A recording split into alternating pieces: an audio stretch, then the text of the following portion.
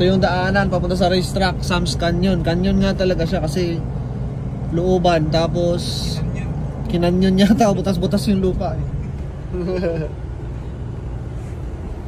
Sakto, lowered yung van namin. Chay, are you okay? The van lowered? Okay.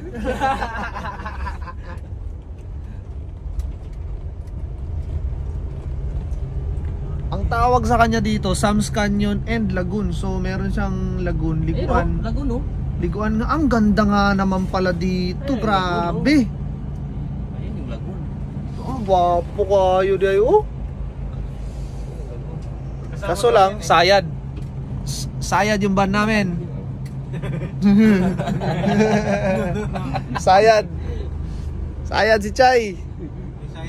May sayad ka, Chay.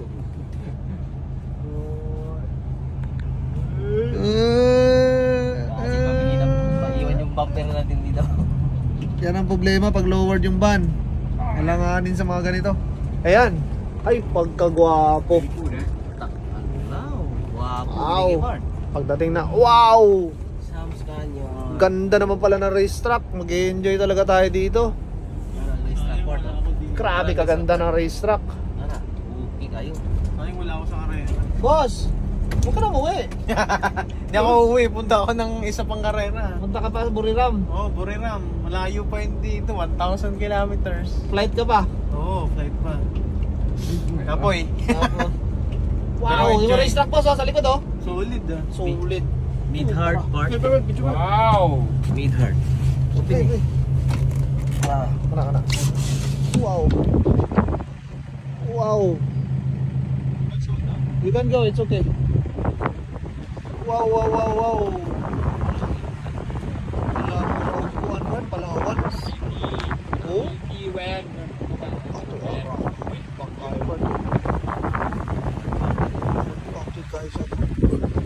Naras Dextero? Milay. Oh, very fast the driver. When you Kuya ka nito, aray. Van Cross. Nice place, Chay. Look, oh. Wow. Man-made. Man-made siya, no? Pero tinaw kay Mart. Dili, baka dati na yan, hinukay lang nila. Kinalakihan, no? Katulad dito, Grabe dito. hindi pa nagbabago yung kulay eh. Ang ganda dito. Ganda, grabe. Talagang sinadya nila yung area na parang recreation park eh. Parang recreation park. Talagang ginawa nila para ano. Ayun si Dexter. Hoy, kalbo!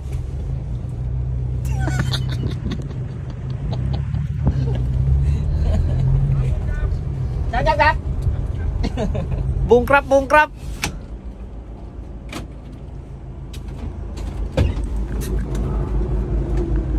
Tara, baba tayo. Dito, meron akong kilala dito.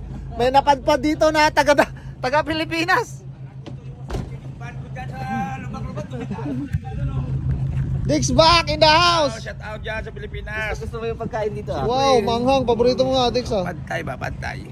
Pantay. Kapon-kap. Hapon Cup. Nice truck. Ang ganda na race truck nila. Hello. Good morning. Ay, good afternoon. Yeah. Time is different. Wow.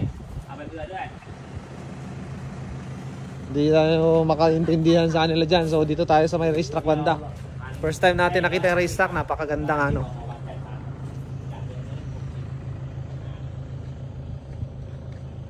Medyo maulan pero parang may halong buhangin dito banda. Pero dito sa loob matigas. Hard pack. Pero ayos naman. Ayos naman. Lapitan natin. Ang ganda ng view no. Makikita mo yung view, napakaganda oh. Solid.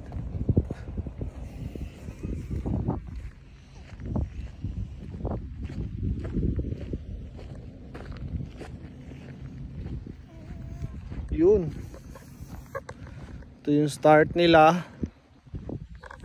Ito yung starting line.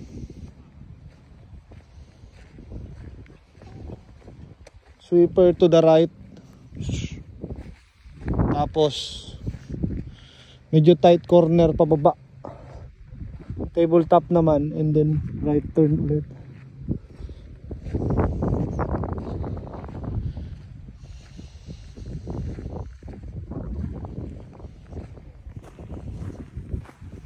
Shout out, this is Shoes Philippines sa padala sa akin, pagbigay sa akin ng bagong sapatos. Nagamit ko rin sa wakas. Yung starting gate nila maganda kasi sweeper.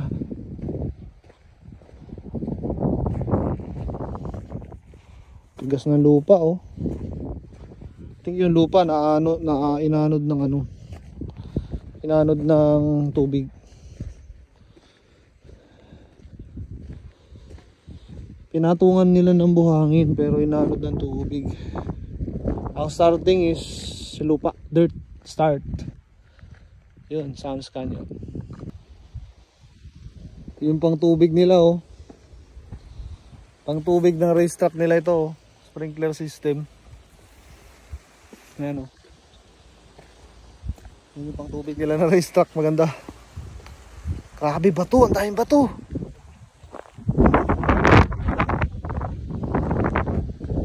Pero i-repair pa nila to. So mga Friday pa siguro bubuksan tong racetrack. Ayun, laki ng racetrack nila. Parang Lanao. Kung ang comparison ko dito na racetrack sa Pilipinas, para nung Lanao del Norte na racetrack dati na malaki. Meron ding elevation changes. So meron siyang uphill, meron siyang downhill. Ganun ang kakaikan niya. Characteristics niya. Yun, first time natin sa Thailand at saka ang ganda. Ayan o, astig. Ayan o. Oh. May mga pwede kang magbangka, magkayak. So, akyat yung racetrack doon. Pababa dito. Actually, ikot pa doon eh oh. Ang laki na racetrack, grabe. Ayun. Iikot pa doon sa kabilang dulo na yun. Pag lalakarin mo to, nako. Congrats. So importante dito, umikot na umikot pagdating ng motor. Kasi dadating yung motor natin bukas. Bukas andito na siya. So magre-repair tayo ng motor bukas. And then magkakabit ng mga piyesa na dapat gamitin para sa race day. Ready na tayo.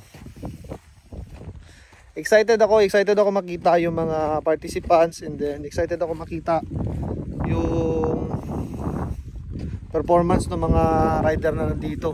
Kasi syempre naman matagal na tayong hindi nakapag-international.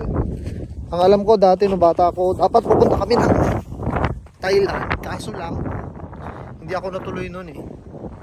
So nabigyan ako ng chance na magkapag-international sana, kaso lang hindi ako natuloy noon. I think I was 85cc, mga 14 years old ako noon. At least sa wakas no, after napakaraming taon, nabigyan ulit ng chance na makapag-international dito naman sa Asia. Ganda na experience na to. Yun, excited ako makita yung mga international riders. Alam ko sobrang tulin talaga nila, sobrang bibilis. So marami tayong matutunan sa kanila. And then we'll try to do our best talaga na manalo sa karerang ito. Ayun. As of now, syempre i-cherish natin yung experience na ito. Napakaganda. Ayan. Ganda na race track no?